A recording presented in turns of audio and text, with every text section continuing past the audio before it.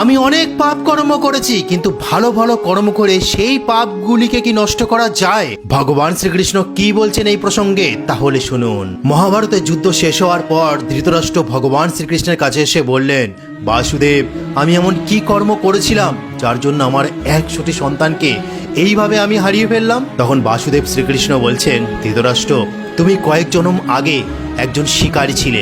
তুমি শিকার করতে বেরিয়েছিলে। তুমি একটি বড় পাখিকে শিকার করবে বলে তার দিকে তীর যখন তুলেছিলে, সেই পাখিটি তখন উড়ে গেছিল। তখন তুমি অত্যন্ত ক্রোধিত হয়ে গেছিলে। তুমি সেই পাখিটিকে না মারতে পেরে তার বাসায় 100টি তার সন্তান ছিল, সেই 100টি সন্তানকে তুমি তীর মেরে মেরে হত্যা করেছিলে। আর দূর থেকে সেই পাখি সন্তানের মা সবকিছু দেখছিল, চোখ থেকে জল ফেলছিল, আর সেই ঈশ্বরের কাছে প্রার্থনা করেছিল যে ভগবান, তুমি এর বিচার করো। তাই ধৃতরাষ্ট্র, তোমার অনেক জন্ম কেটেছিল, তার মধ্যে তোমার পুণ্যও ছিল, সেই কারণে তোমার 100টি সন্তান লাভ হয়েছে। কিন্তু যেহেতু তুমি ক্রোধের বশে এসে সেই পাখির 100টি সন্তানকে বধ করেছিলে, ঠিক সেই কারণেই এই মহাভারতের যুদ্ধে তোমারও সেই 100 পুত্র ওইভাবেই প্রাণ ত্যাগ করেছে। তাই হে ধৃতরাষ্ট্র, তুমি জেনে শুনে ক্রোধের বশে যেহেতু সেই পাপ কর্ম করেছিলে, তার প্রায়শ্চিত্ত তোমাকে ভুগতেই হতো।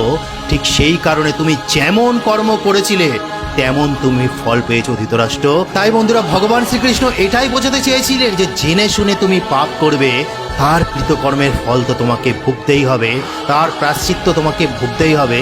কিন্তু না জেনে শুনে যে পাপগুলো করা হয়, যেটা তিনি গীতার 4র্থতম অধ্যায়ের 17 থেকে 23 নম্বর শ্লোকের মধ্যে সুন্দরভাবে ব্যাখ্যা করে গেছেন যে কর্ম কোনটা, অকর্ম কোনটা, বিকর্ণ কোনটা, সেটা আপনারা পড়লে জানতে পারবেন যে কিভাবে পাপ থেকে মুক্ত হওয়া যায়, কোন কোন কর্ম করলে।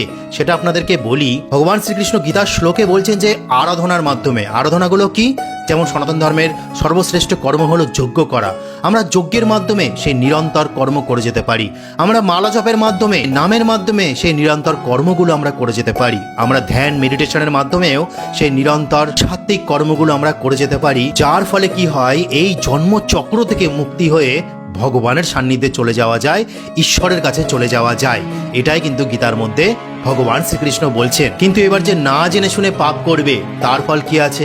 এর জন্য মহাভারতে মনুস্মৃতিতে ভুরি ভুরি ব্যাখ্যা আছে যে যজ্ঞ করা, বেদ পাঠ করা, ভগবানের কথা শ্রবণ করা, মালা জপ করা, ধ্যান করা, এইগুলি করলে কি হয়, সেই না জানা পাপগুলো যেটা আমরা না জেনে শুনে করি, সেগুলোর প্রায়শ্চিত্ত হয়ে যায়।